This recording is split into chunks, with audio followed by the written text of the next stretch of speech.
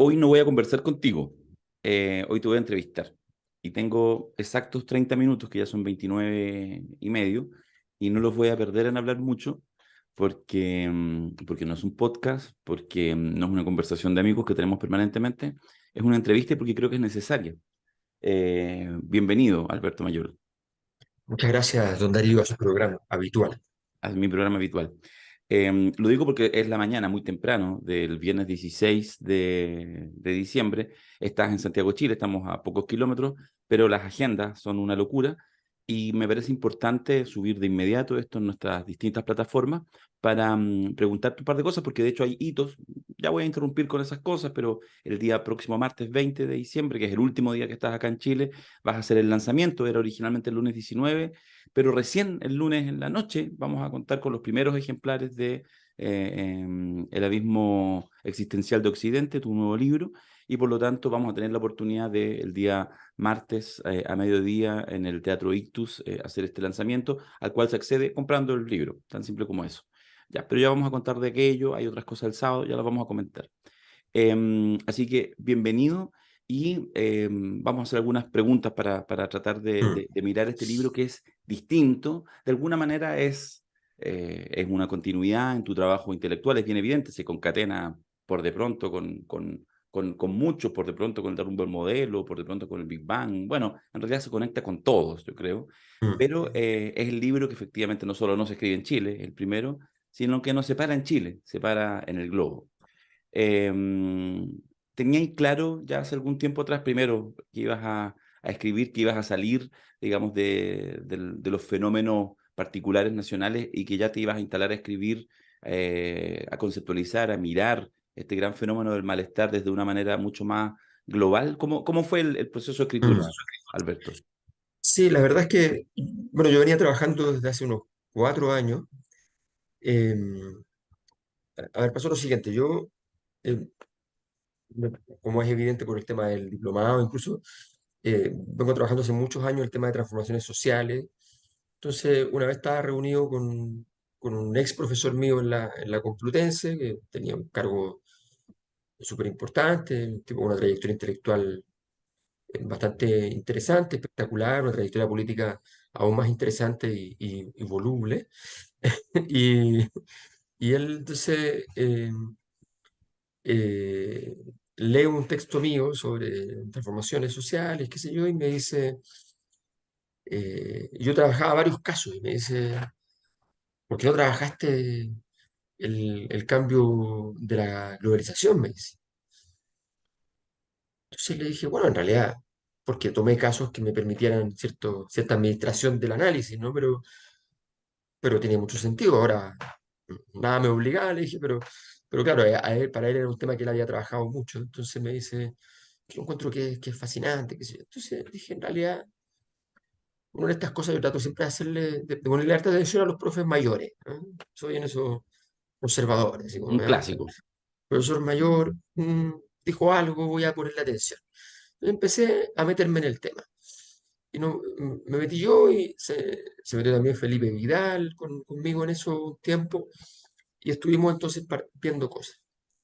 Y primero nos fijamos en cuestiones metodológicas, nos pareció súper raro la forma en que medían la globalización y qué sé yo. Empezamos a hacer distintas miradas y de repente se nos empieza, a partir de Stiglitz y otros, se empieza a juntar, digamos, con el tema de entender cuáles eran las conexiones entre eh, los procesos de protesta antiglobalización, que además estaban modificando las texturas políticas, porque los antiglobalización, por ejemplo, empiezan a aparecer por ultraderecha y por izquierda, a veces incluso desde el centro izquierda hasta, pero habían conexiones. Entonces, que bajo este concepto que se crea, que no es ningún concepto en realidad, porque es una palabra periodística, de un tipo de CNN, que son los iliberales. ¿Ya? Entonces, me empiezo a tratar de meter en ese mundo, eh, y cuando aparece la guerra, yo digo, en esta guerra hay algo muy importante porque en ese lugar, así como entre Rusia, Ucrania, en ese lugar era el lugar probablemente más fascinante de Occidente sin ser Occidente, por mucho tiempo, por 200 años. Era como la zona donde un conjunto de autores, literatos, qué sé yo, habían descubierto como las aporías de Occidente, pero se habían fascinado con Occidente, querían ser occidentales, pero querían seguir siendo rusos. Entonces, se me juntó con la literatura, con un conjunto de elementos, y dije, ya, que tengo que meterme de alguna manera. Y de alguna manera, el ejercicio, por ejemplo, de hacer el curso sobre la guerra de Rusia y Ucrania, eh, que era también para, como, para poder concentrarnos en ese proceso y entender todas las aristas que pudiera tener. Por eso armamos un mix súper amplio. Entonces fue una exploración donde yo iba escribiendo cosas, escribiendo cosas, escribiendo cosas, que hago mucho eso, hasta que un día digo, ok, todo esto que escribí queda aquí en un cajón, abro un archivo nuevo y digo, ahora higiénicamente, ¿a dónde voy? ¿Ya? Entonces, fue un trabajo efectivamente yo normalmente, claro, toda la gente dice que sacó un libro al mes, a los 2 meses. Sí, yo puedo escribir súper rápido, pero en realidad no es verdad, porque vengo trabajando esas cosas por mucho tiempo. Entonces, cuando lo puedo escribir súper rápido es porque me siento, lo escribo, efectivamente, pero ya tengo ordenadas las ideas. Entonces, en este caso fue un libro más lento, de hecho, para escribirlo, porque como era una investigación que había hecho por distintas partes, pero no llevaba mucho tiempo ordenando todo, de repente llegaba a un lugar y se me apareció una cuestión y yo decía, uff, ya, hay que entrar de nuevo a investigar y qué sé yo. Entonces fue un Mm. proceso un poquitito distinto en ese sentido, pero ha sido súper fascinante y conecta muy bien efectivamente con formas de trabajar, por ejemplo, con el Chile profundo, conecta muy bien con la línea argumental respecto a la crisis por las tensiones económicas y la crisis cultural y política e institucional que ha derivado, por ejemplo, en Chile a partir de las dinámicas neoliberales. Todo eso conecta bastante bien. Cuando uno agarra el libro, el texto, a mí me sorprendió hace algunas semanas, le eché un vistazo cuando ya estaba ahí para enviarlo a la imprenta, lo habías enviado a la imprenta.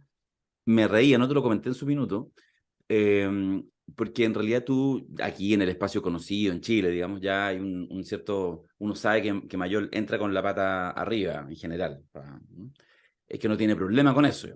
Pero este texto, que de alguna manera está pensado para que se lea en múltiples lugares y que seguramente va a tener una circulación mucho mayor en términos internacionales de lo que han sido tus libros anteriores, lo primero que hace, bueno, a suerte, previo al prólogo, es una página que se llama Instrucciones para construir un mundo más justo. Y bueno, explícamelo un poco, porque en realidad es así como para que inmediatamente al leer esa primera página, instrucciones para construir un mundo más justo, son 5 o 6 puntos, probablemente haya más de alguno que leyéndolo diga, ah, no, esto no lo leo. Sí, sí, sí. No, hay provocaciones que cumplen distintos tipos de roles. Eh, Esta es una provocación que no ayudará a las ventas. Eh, a ver, lo que pasa es que de alguna manera parte de lo que vale la pena analizar, de lo que vale la pena entender, es la intromisión en aquellos mundos que provienen políticamente del histórico racionalismo, eh, la intromisión de elementos bastante irracionales.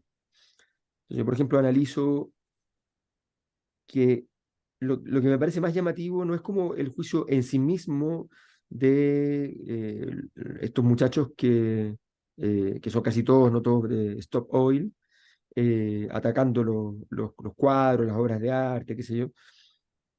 Lo que me parece más llamativo es que cuando fueron a atacar autos, ¿ya?, de lujo, de alta gama, en concesionarias de distintas partes del mundo, eh, resulta que a los cuadros sí les tiraron cosas y a los autos no les tiraron cosas. ¿Ya? Eh, a los autos atacaron la vidriera de exposición del auto, pero no el auto. los que se pusieron pegados con el pegamento al lado del auto, no lo tocaron, estuvieron 24 horas, no tocaron el auto con sus manos. ¿Ya? Entonces uno dice, ¿cuál es el mensaje que me quieren dar? Po? No entiendo. Entonces, lo que quiero decir es que parte del sector crítico de la sociedad está expuesto hoy día un poco por necesidades, vamos a decirlo así, por necesidades de la empresa, ¿no? Porque es necesario llamar la atención para poder muchas veces abrir camino, entonces empiezas con una lógica de la espectacularidad. Y el problema es que la espectacularidad, a menos que tenga como una cierta ruta narrativa súper explícita, súper clara, se puede quedar en la espectacularidad. Eh, y, y explico por qué históricamente es así, o sea, por qué histórica, filosóficamente es así, porque la ruta del lenguaje y la ruta de la imagen son dos rutas distintas. Entonces, gran parte de las protestas actuales de los sectores disidentes, con quienes me identifico, ¿ya? Son protestas que no solamente ejecutan una tarea más desde la performance, que no es algo que yo esté en contra en sí mismo, ¿ya? Sino que en ese trabajo de la performance desatienden, ¿ya? Los elementos de una narración lineal. El otro día, que se las recomiendo, estuve con el colegio de psicoanalistas, y el psicoanalista con el que hacíamos los dos una conferencia cada uno, el psicoanalista trabajaba mucho un tema que tiene que ver con, en términos clínicos, que es el tema de las narrativas rotas. Cuando tú estás traumatizado, tienes las narrativas rotas. Eh, Claramente nosotros desde la caída del muro, digamos, en las izquierdas hay narrativas rotas. Entonces, no las vas a juntar poniendo imágenes.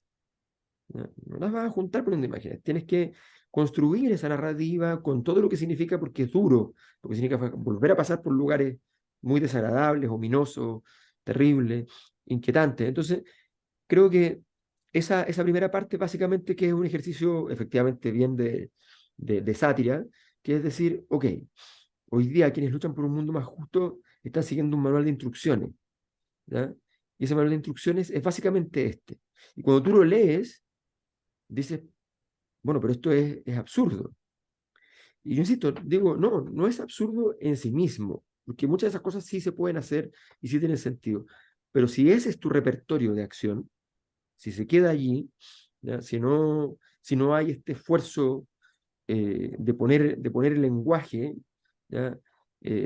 Yo trabajaba un poco en esa cosa con los psicoanalistas, en la idea de que la politización es lo mismo que cuando alguien está en la clínica psicoanalítica haciendo la elaboración, tratando de desarrollar una idea, de entenderse a sí mismo, entender las cosas que están pasando y de ponerle lenguaje a cosas que están ahí oscuras y debajo de la alfombra. Ese es el gran tema que nosotros tenemos que avanzar y de alguna manera entonces esa primera página, brutal efectivamente, dura, burlona, satírica, es una página para que cuando tú entres, abras la puerta del libro, digas, chuta, Sí, tengo que dejar en la claro, puerta muchas cosas. como que es imposible después de eso no seguir leyendo atentamente. Claro. Sí, me parece cumple un buen rol, ¿eh? Me pasó, me reí también, pero fue interesante. El, el siglo XX, problemático y febril, tiene mucho del siglo XX porque estás tratando de explicar, pero evidentemente vuelves, ¿cierto? Y miras, Mm, déjame decirlo yo, no sé si estarás de acuerdo, digamos, en este siglo XX como el pináculo del proyecto de la modernidad, el pináculo y su caída, digamos, de alguna manera. mm, así es. Ahora estáis tratando como de armar un poco los trozos para ver si efectivamente se cae. Entonces, y claro, la modernidad es fundamentalmente la razón, y la razón de alguna manera, o es parte del proyecto ilustrado incluso, es la luz. Y Mm, esto me llamó harto la atención cuando, no voy a entrar en los contenidos, nos podríamos quedar en detalle, pero estoy pensando en esta primera provocación del libro, cómo los primeros capítulos jugáis mucho con la idea de la luz y de su ausencia. De hecho, los primeros capítulos, los primeros 3 o 4 capítulos, están efectivamente, el capítulo 1, el fantasma de la luz, el capítulo mm, 2, Occidente, el resplandor del abismo, el capítulo mm, 3, la sombra, el capítulo 4, la nubosa luz del adanismo. Toda esta idea, digamos, de la luz y de su mm, ausencia. ¿Te obsesionó entrar ahí? ¿Por qué no nos contáis un poco? Sí, sí, lo que pasa es que, a ver, yo trabajé mucho y sigo trabajando mucho como una herramienta intelectual, no como un autor que voy a citar, sino como una herramienta intelectual con el estructuralismo de Levi-Strauss y otros estructuralistas. Y, y ellos, en el fondo, lo que te sugieren siempre es que a través de un conjunto de metodologías que tienen sus requerimientos, trates de comprender, meterte, horadar el piso e ir a meterte geológicamente lo más abajo que puedas. Que es un poco también el mensaje del famoso pasaje del viejo topo marxista, en fin. Anda a mirar allá abajo, al fondo, al fondo, al fondo, al fondo, porque allí pasan cosas que tú las ves emerger así como una cosita chiquitita, pero que para que haya llegado allí tuvo que cruzar todas las capas y por tanto tiene una relevancia enorme. El concepto de ilustración nace eh, justo después del cierre de una etapa del Renacimiento, que es una etapa muy distinta a la que nosotros nos enseñan en el colegio, por decirlo así, ¿ya? Del Renacimiento. Que lo que enseñan en el colegio no es falso, lo que pasa es que no es lo único verdadero.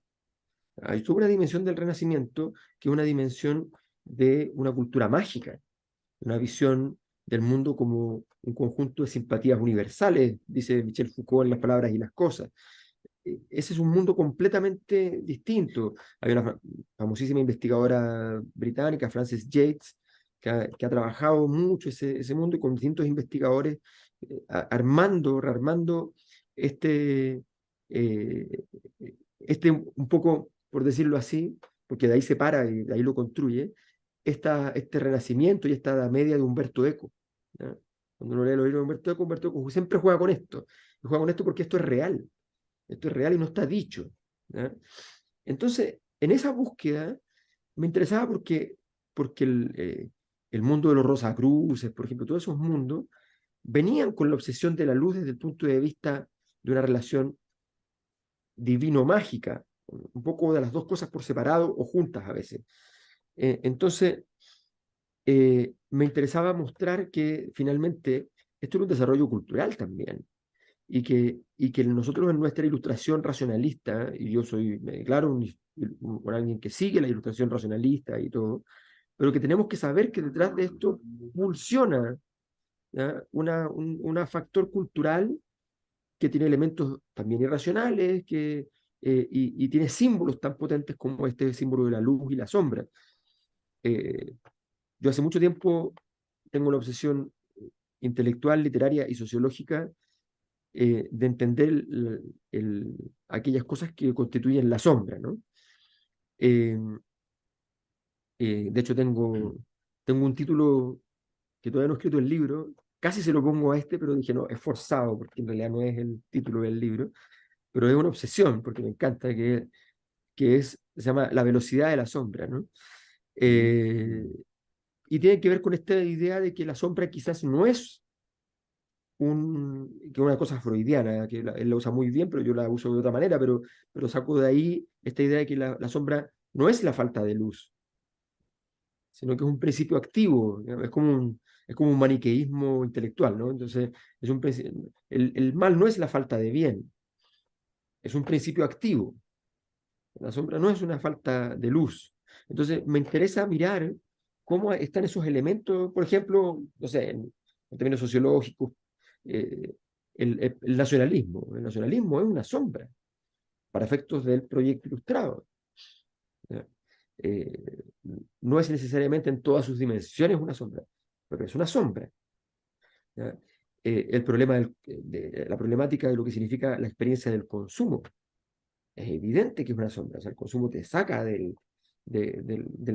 mundo de la racionalidad. Entonces, me interesa ir a mirar esos principios activos, y por eso ese examen histórico, porque además quería, uno de los elementos fundamentales es entender que aquí hay una crítica fuerte que no me quiero sobrepasar nunca con esa crítica, porque para sobrepasarse también es malo, pero no quiero no quiero dejar pasar que está el tema de estos discursos que yo denomino adanistas, que son discursos moralizantes, pero muy superficiales.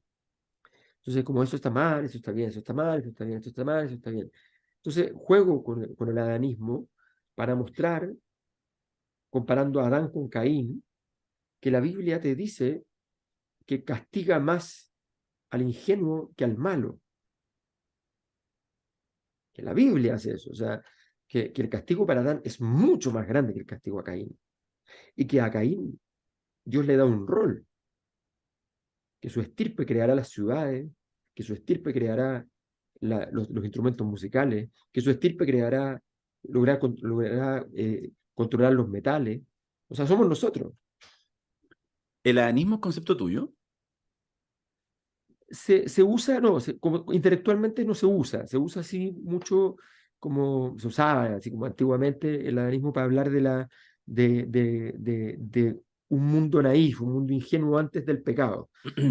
Se usó en algunos elementos filosóficos así, pero yo hice una adaptación que es como llevar eso Una a un forma concepto, de... claro, Mm, una forma de mm, conducta constante. mm. Entonces, que se identifica mucho, por ejemplo, con ciertas formas de acción, interpretación que se producen en las nuevas izquierdas en el mundo.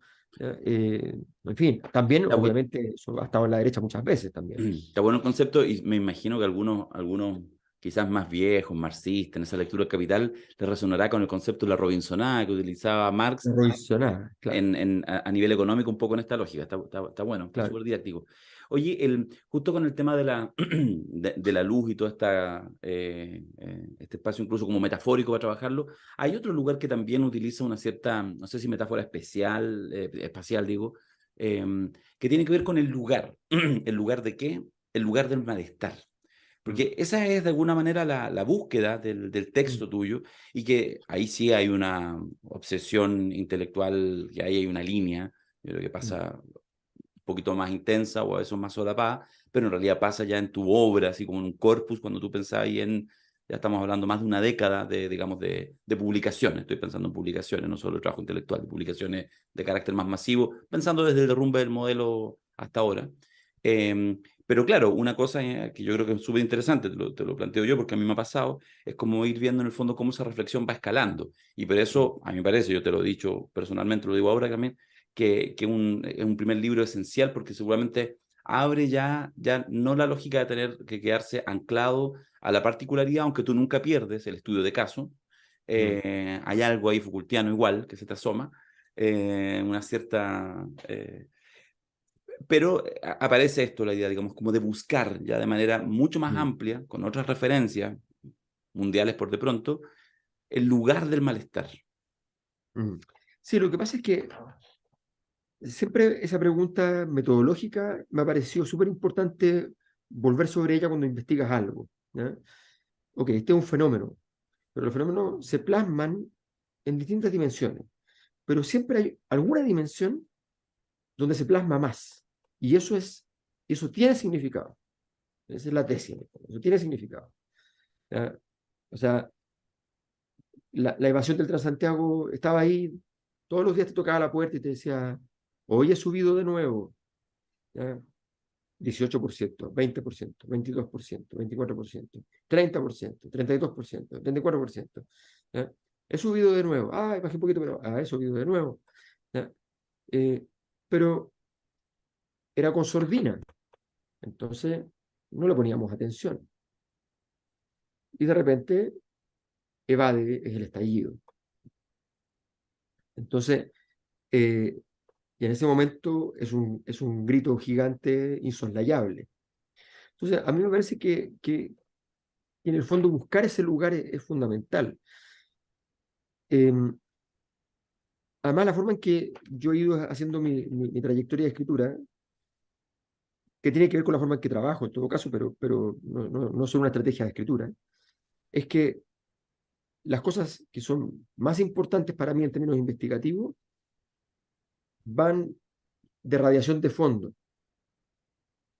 Arriba aparece lo que está, el análisis del fenómeno del momento, la Mm. situación, qué sé yo, pero hay una radiación de fondo. Y esa radiación de fondo es que, de hecho, mi primer tema eh, cuando partimos la investigación en la Chile, en el Instituto Milenio, el CIES, en, en el Núcleo Milenio, en ese momento yo me digo, ya, aquí hay cosas de malestar que me están resonando y quiero meterme en esto.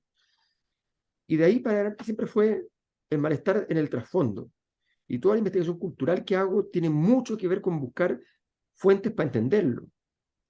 Entonces me pasó el año pasado, por ejemplo, que estaba en la Complutense y la decana había leído un texto mío y me dice, oye Alberto, pero eso no tiene nada que ver con lo que tú publicas, me dice. Entonces le digo, no, le digo, lo que pasa es que lo que yo publico no tiene nada que ver con lo que he trabajado. Entonces, no, pero ¿cómo me dice? No, le digo, lo que pasa es que yo vengo trabajando en una línea, una serie de cosas, en un nivel, y de alguna manera eso me sirve como herramienta teórica, metodológica, heurística, para poder trabajar las cosas más específicas políticas, por ejemplo. ¿Ya?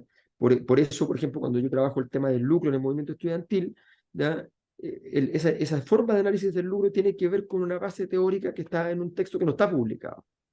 ¿Ya? Entonces, ese tipo de cosas son lo que a mí me interesa. Y en ese contexto, entonces, yo andaba buscando el lugar donde decir, aquí está el malestar. Y había muchas hipótesis dando vuelta. De alguna manera yo fui a decir en el 2011 en Chile, ojo, el malestar no está en educación, estando en educación. Detrás de eso está en el modelo. ¿Ya? Ese fue el ejercicio, por ejemplo, de ese instante. Eh, una de los análisis con los que discrepo con todo el proceso constituyente y la convención era que yo decía, ojo, que no están hablando del lugar donde está el malestar. ¿Ya? O sea, hay una línea recta respecto a varias cosas que marcaron el malestar en esta última década y que no se tomaron en consideración adecuadamente. Entonces, había unos elementos académicos, políticos, que me parecían importantes en ese sentido. Y Stiglitz había dicho, el malestar está en la globalización, que es evidente que está también allí, o sea, evidentemente. Pero de repente, sobre todo cuando veo la guerra, cuando veo a Dugin, cuando veo ciertas cosas, digo, claro, está allí, pero también está en una especie de crisis de sentido de Occidente. Y eso es tan importante, porque una crisis de sentido de Occidente es un lugar más grande que la globalización. ¿Ya? No son 30 pesos, ¿ya? Son 300 años. Entonces dije, esto es súper importante porque la globalización es un síntoma entonces. Ayer en el aprendiz trabajábamos eso, le decíamos, oye, ojo, que ciertas cosas no pueden ser al mismo tiempo la causa, el efecto, el síntoma, el catalizador. Uno tiene que saber, pueden ser todas esas cosas, pero ¿cuál es la principal? Entonces, en ese ejercicio fue que también fui tratando de construir una cierta claridad respecto a cómo entrar en eso. Ahora, para usar eso tuve que crear para el libro un repertorio como conceptual. De hecho, hay muchos capítulos que los trabajo, hay un capítulo entero, por ejemplo, o dos incluso, que los trabajo desde Dostoyevsky. ¿Ya? Y desde la literatura voy construyendo conceptos para poder agarrar el problema occidental, porque además Dostoyevsky era un eslavófilo, pero que quería ser occidental, en fin, y que defendía a Occidente. Entonces, me parecía interesante esos ejercicios e ir encontrando entonces allí eso que llamo y que a la gente le ha molestado muchísimo, es el abismo existencial, ¿no? No, no sé si le ha molestado, yo creo que ha sido una provocación muy necesaria. Tengo una última pregunta, pero antes de hacerte esa última pregunta en este último par de minutos, hablemos de cosas prácticas. Este día, martes 20 de diciembre, que además es el último día, insisto, que estás en Chile, se hace el lanzamiento, el primer lanzamiento y el lanzamiento presencial que se hace, qué bueno en Chile en esta oportunidad que tuvimos por este pique cortito que te pegaste, a las 12 a mediodía, es lo que hay, en el Ictus.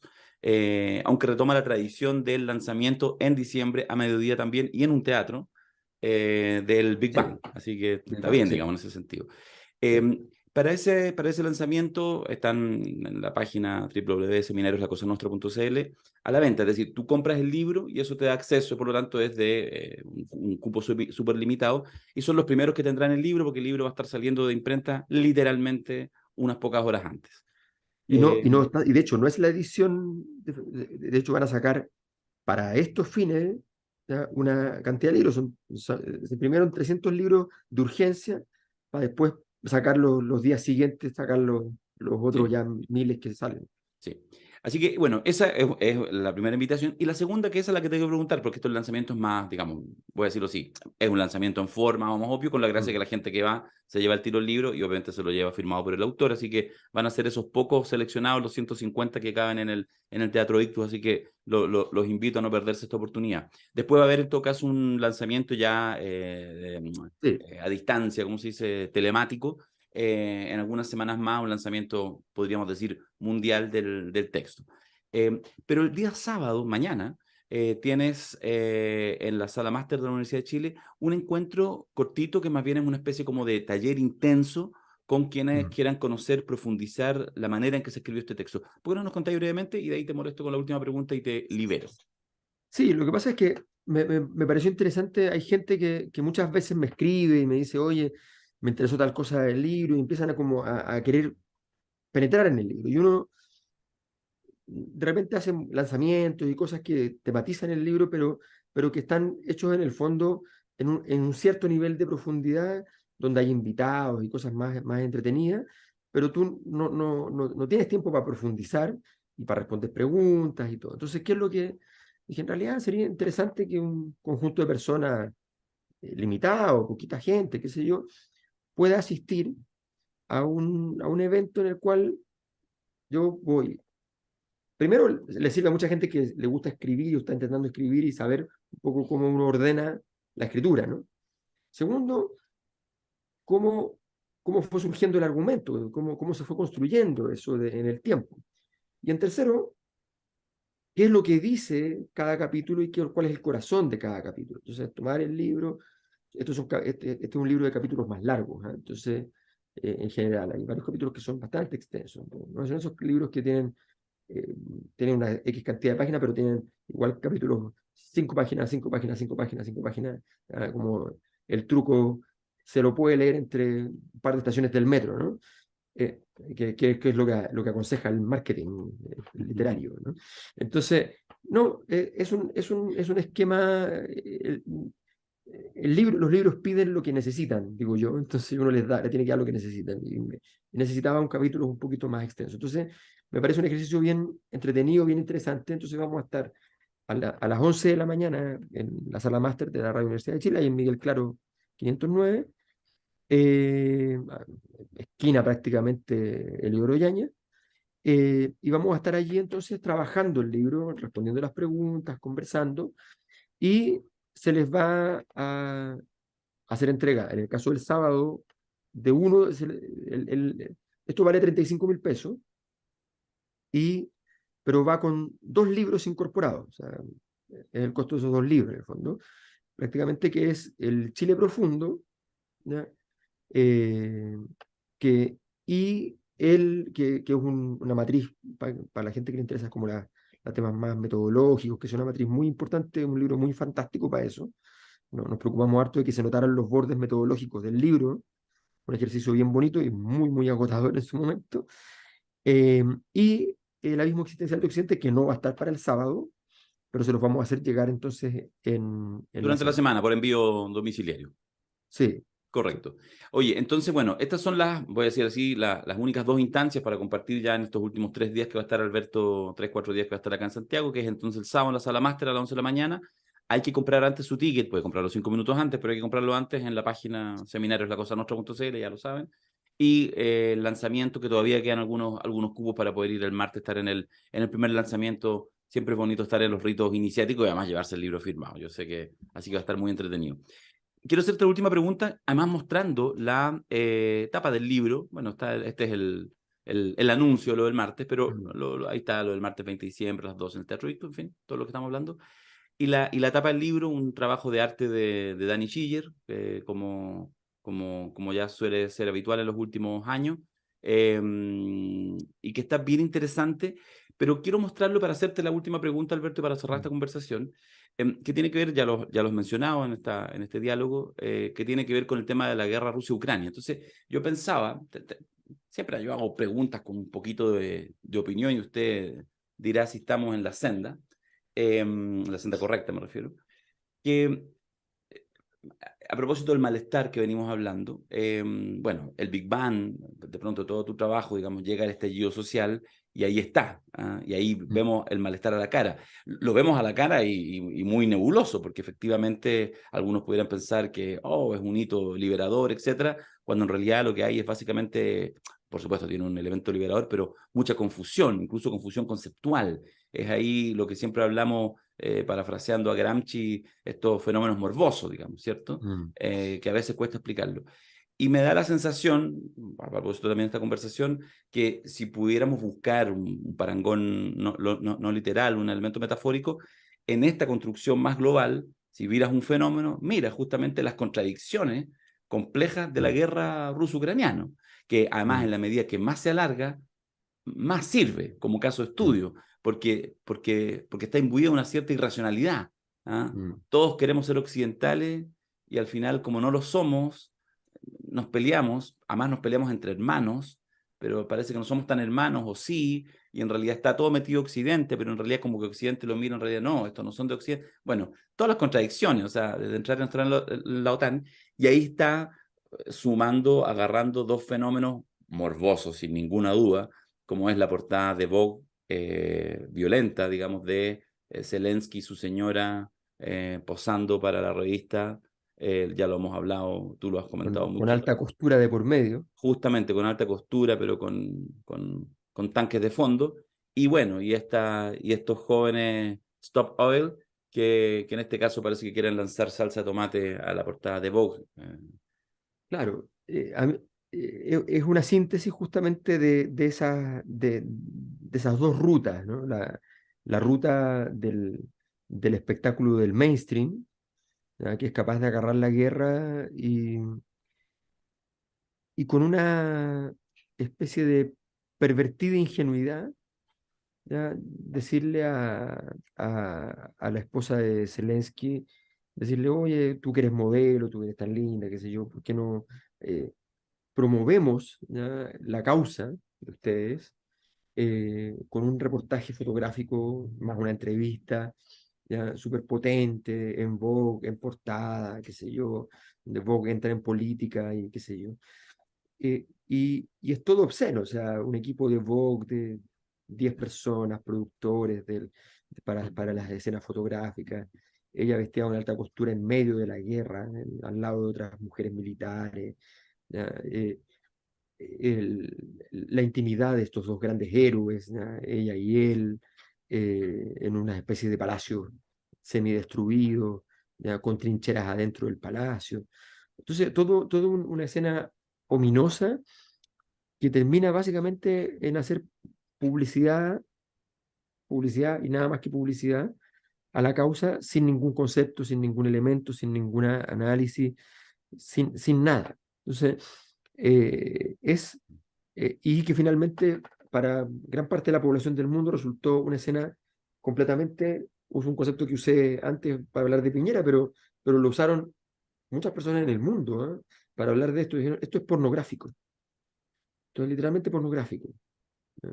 ¿Eh? Y de hecho fue una herida comunicacional súper grande. Ellos pensaban que había sido un golazo, y fue una herida comunicacional muy, muy dura para Zelensky en ese contexto, que era la única dimensión en la cual Zelensky ganaba fácilmente todo el proceso, ¿no?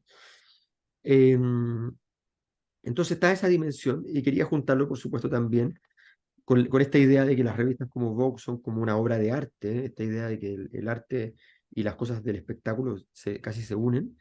Y por otro lado, quería juntarlo con la sopa de tomate, ¿ya? Los girasoles de Van Gogh y esta muchacha icónica, porque además por su pelo, por un conjunto de razones de todos los, y por ser la primera, y por serla con un discurso además más articulado, más político, marcó la escena con más claridad. Entonces quería jugar con esas dos figuras, ¿ya? De esta manifestación que no logra penetrar en la magnitud de la crisis, pero que de alguna manera entonces sí es síntoma, ¿ya? Aquí no está la solución, aquí no está el problema en esa portada, solo están los síntomas, algunos de los síntomas. Quiero ir cerrando esta conversación, sencillamente haciendo la invitación, bueno, a leer el libro, compartir. Ha sido un placer. Y yo creo que de verdad va a dar para hablar este texto y esperamos también, yo que estuve hace poco en Valencia acompañándote, ya hay algún trabajo para hacer este lanzamiento ahora en Chile, después hacer unos lanzamientos y después lanzar también el libro en España para efectivamente Sí, empezar a ahí genera ahí una interacción a nivel intelectual que yo creo que es súper necesaria. sí, eso, o sea, este se va a publicar en España. La pregunta va a ser cuándo y si va a tener alguna modificación eventualmente por contexto que podría ser posible. Básicamente porque como el primer libro que va a salir en España va a ser el de las 50 leyes, la editorial entonces dice, ok, pero no soportaron la tentación de retrasar en las 50 leyes y primero publicar este, así que van a ir por las Perfecto. 50 leyes. Muchas gracias, Alberto, Gracias a ti, Darío. por estar aquí en este espacio de mi entrevistado. Quiroguiando, la belleza de Quiroguiar. Ya, chao. Chao, chao.